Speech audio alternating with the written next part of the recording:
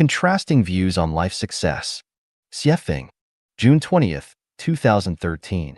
Translation edited by Qin Yu. The erroneous life views passed down over thousands of years need to be corrected. Traditionally, it is believed that a successful life means earning a fortune, achieving high official positions, gaining fame, bringing honor to one's ancestors, and being admired by others. In Life Genuine, a successful life means living healthily, peacefully, smoothly, and satisfactorily throughout one's life, always being happy, joyful, free, and blessed.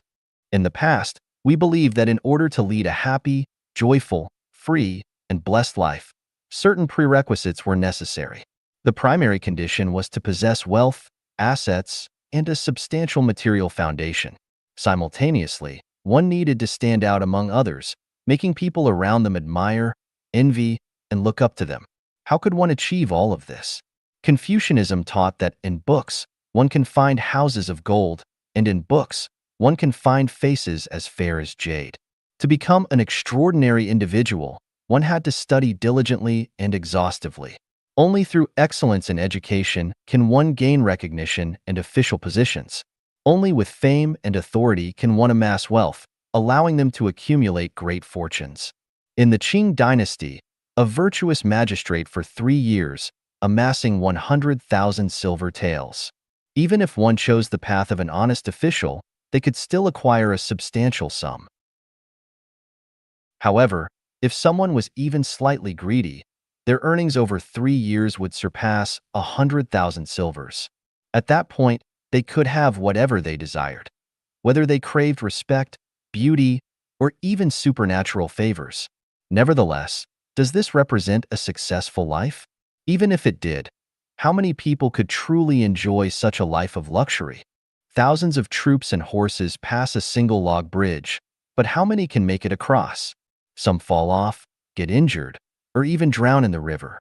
Even if they all have managed to cross, they have grown old, their legs weaken, and by the time they reach middle or old age, their happy childhood has been drowned out by books, their beautiful youth gnawed away by books, and their blissful youthful years spent competing in the world of books. Is this what we call a successful life? I consider it the tragedy of life, a failure. After striving and toiling for most of their lives, what do they have to show for it? Not to mention middle age, even in old age, they haven't achieved the wealth, power, fame, gains, or carnal pleasures they idealized. What else can we call this but a failure in life? Therefore, the traditional concepts of success and failure in life are erroneous and must be corrected. Otherwise, the tragedy of life will continue. So, what is the path to a successful life? Childhood should be filled with joy. Youth should be filled with play, fun, and passions. Young adulthood should be filled with dreams and ideals. Middle age should be filled with diligent work. Old age should be filled with leisure and self-care.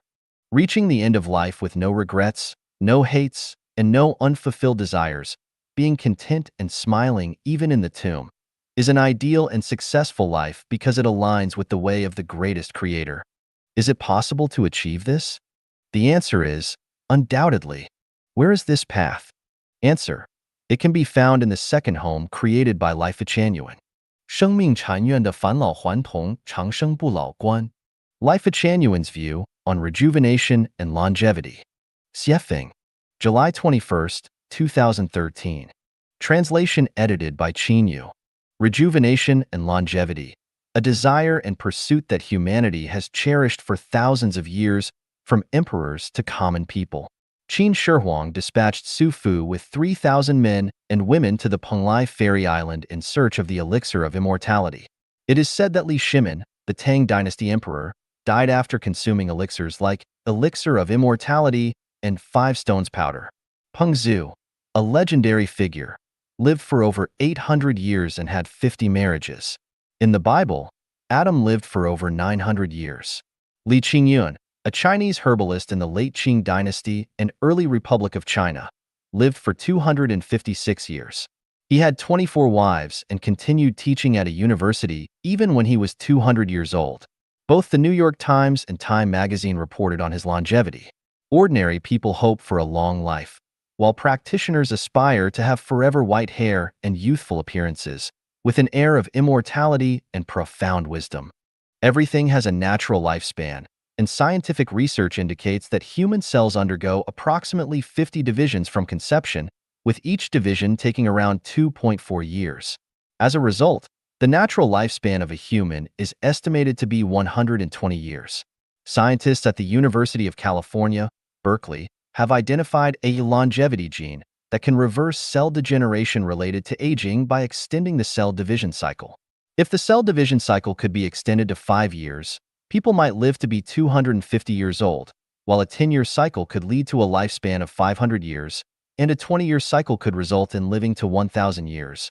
And if the cell division cycle extends indefinitely, it could potentially lead to immortality. Scientists have discovered a key area in the brain, the hypothalamus, which controls the aging process. By altering the signals sent to the hypothalamus, it is possible to slow down the aging process, allowing people to remain youthful.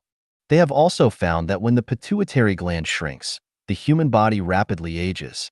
Restoring an aging pituitary gland to a youthful state could stimulate the body's neurological, endocrine, and metabolic systems to function normally, thereby delaying the aging of the body's joints and organs and achieving the ideal of rejuvenation, longevity, and immortality. To this end, the International Longevity Association and the United Nations Institute for Ecological Security have devoted themselves to researching anti-aging substances. After 43 years of research involving 107 experts, they have successfully extracted the miraculous anti-aging substance, the HD element, which rapidly restores the pituitary gland to its youthful state. In ancient legends, there was a woman who, due to her husband's prolonged absence, could not bear the loneliness and engaged in an affair with an elderly servant in her household. However, the elderly servant, being old and frail, struggled to satisfy the woman. In response, she gave the elderly servant a family secret formula called the elixir of the aged servant. After consuming it, the elderly servant underwent a transformation and became young again, eventually fathering 2 children with the woman. However, when the truth came to light, she killed the elderly servant, only to discover that his bone marrow was plump and his bones were strong. Long ago, there is a legend about a young woman who, carrying a wooden stick, was seen chasing an elderly man with snow-white hair along the road.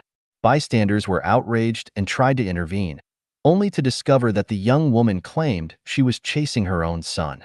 It turned out that this young woman was actually over 100 years old. She had been consuming a type of pill made from a family secret recipe, which preserved her youthful appearance. Despite being well over a century old, she remained as agile as a swallow and retained her graceful figure. Her son, on the other hand, repeatedly refused to heed her advice and declined to take the pills she had prepared. As a result, by the time he was in his 70s, he had turned completely gray and aged significantly. This made the elderly woman quite angry, and she often chased after her son, pressuring him to take the pills. These pills were later known as Immortal Lesson Pills. They were later renamed the Immortal Mother's Aging Discipline Pills, and, after being further refined by the renowned physician Hua Tuo, they were given the names Longevity and Vigor Pills and Longevity and Vigor Kidney Nourishing Pills when they were adopted by the Imperial Court's medical establishment. British and Russian scientists believe that aging is a disease, and, like myocardial infarction and cancer, it is curable. They suggest that humans could live up to 1,000 years. Research has shown that telomeres, which control the number of times cells divide, are a key factor. Telomeres are repeated DNA sequences at the ends of chromosomes. With each cell division, telomeres lose approximately 30 to 200 base pairs. Typically, a human's telomeres have around 10,000 base pairs. When telomeres can no longer shorten, the cell can no longer divide. If telomeres could be prevented from shrinking, cells would continue to divide and replicate, just like cancer cells, and people could potentially live indefinitely. Life-Genuine values hold that humans are created by the greatest creator and human lifespans are predetermined. The pursuit of physical immortality goes against the will of the greatest creator because the most just aspect of life on earth is the inevitability of physical death. It's only in the face of death that all individuals are equal. If people were able to achieve immortality, many injustices in the world would persist indefinitely. Emperors, generals, talented individuals, beauties, high-ranking officials, distinguished people, and ordinary people will all eventually die, and only then could new and continuously evolving phenomena emerge. It is through this cycle that people find hope in life. Life is finite, and seeking the infinite in life is as futile as looking for fish on a tree. Our sole endeavor should not be the pursuit of physical immortality, but rather to live our limited lives well, vibrantly, wholly, flavorfully, and without regrets. Not pursuing physical immortality doesn't mean we should not pursue the eternality of life. Human life consists of both physical and spiritual aspects, with the body serving as the vessel for the spirit. The body is mortal, but the spirit is eternal. Therefore, Life-Genuine Celestials do not seek physical immortality. Instead, we seek the eternality of the spirit. We don't invest time, energy, and resources in the physical body, but instead cherish the precious time of our finite lives to nourish the spirit. Because our body cannot reach heaven, only our spirit can reach heaven. Pursuing the eternality of the spirit doesn't mean we don't value the physical body. The body, as the vessel of life, requires maintenance, much like a vehicle or a ship. Therefore, we prioritize the health of the body, we value well-being, and our ideal is for every individual to live 120 years free from illness, free from disasters, and free from pain. After living to 120 years, we utilize the Chanyuan meditation method to discard the vessel of life, the physical body, and joyfully move to the other shore, heading towards the 1,000-year world, the 10,000-year world, or the Elysium Islands continent. In this world, I will strive to ensure that Chanyuan Celestials achieve the goal, to enjoy love until the age of 100 and live to the age of 120. So, how can we achieve the goal of enjoying love until 100 and living to 120, and then leave the vessel and go to a higher level of life? Please read the next article, The Transcendence of Time and Space. 重建人类价值观和生产生活秩序遐想 Envisioning the reconstruction of human values and production life order. Xiefeng, January 16, 2015. Translation edited by Qin Yu. The history of human society has been a tale of suffering and tears. 95% of the people who have lived on this planet, both in the past and today, have experienced distress, pain, sorrow, anxiety, and fear. This is clear evidence that the previous human value systems and the order of production and life have had issues. It is now time for all of humanity to ponder whether we can rebuild human values in the order of life. Below are my thoughts, intended to stimulate thinking and serve as a reference. The United Nations Secretary-General should act as the global president, and the United Nations Charter should replace the individual constitutions of nations. National borders should disappear, allowing people to move freely worldwide, promoting the fusion of cultures and nations.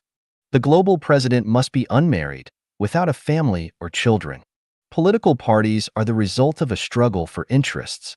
Political parties should gradually exit the stage of history. Religion has caused confusion in people's thinking and restrained mental liberation. Religion should gradually vanish. Globally, a universal belief system based on reverence for the greatest creator should be established, replacing the theory of evolution with the concept of creation. Serving others, society, and nature should be the core values for human existence. Building the soul garden should take precedence over economic development. All schools, from primary to university level, should include 2 additional courses: education on being human and education on human-nature relations. Set aside all disputes, relinquish all grudges, grant amnesty to 75% of criminals, and significantly reduce military expenditures. Measure the effectiveness of rulers based on the happiness of the people. The traditional model of marriage and family life is a breeding ground for selfishness and troubles. A new model of life should replace the traditional one. All global affairs, including those of small social groups, must be entirely transparent, suppressing any secretive activities. Regional administrative officials should be appointed by the United Nations, not elected locally. For instance, Putin could be appointed as the administrative official for North America, Obama for the Middle East, and Xi Jinping for the European Union. Thinking beyond the ordinary, only with unconventional thinking can the divine open possibilities. Only extraordinary thinking can illuminate a path for humanity and bring about world peace and happiness for all. Is it challenging? Not really. Human wisdom is more than enough to overcome any challenges and realize the beautiful ideals that humanity has longed for. To implement this grand vision, I already have a concrete plan. This plan will not lead to chaos in the world. On the contrary, it will lead to a well-organized transition. 人类的未来应该是这样. The future of humanity should be like this. Dayform Buddha. January 21st, 2024. Translation edited by Qin Yu. Archaeologists, through scientific exploration and research, believe that humanity has faced extinction 4 times. The primary reasons for extinction were the overall spiritual degradation and dimming of human heart. The core factors of spiritual degradation were the pursuit of sensory pleasures, the relentless quest for power, and the competition for survival resources. The main signs of dimming heart were the disregard for the Creator, the lack of appreciation for natural resources and life. The current human society teeters on the cliff of spiritual degradation and dimming hearts again.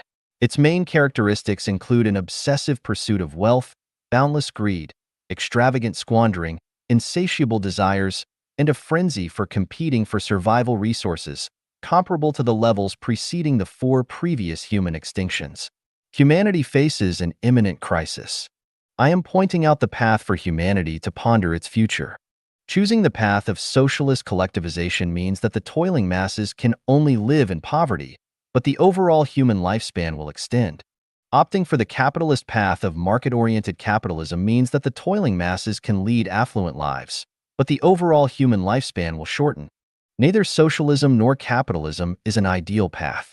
The socialist collectivization path inevitably leads to poverty, while the capitalist market-oriented path, although bringing affluence and maximal development of productivity, will deplete natural resources, leading to a backlash from nature. Other paths, such as military control, are purely barbaric and will result in poverty and societal chaos. The most ideal path for the future of humanity is Xiefeng-style communism. Please note, it is not the communism advocated and practiced by Marx, Lenin, Mao Zedong, but Xiefeng-style communism. Xiefeng-style communism has been practiced on Earth for 15 years, which can permanently solve nearly 90% of the challenges humanity faces, such as territorial disputes,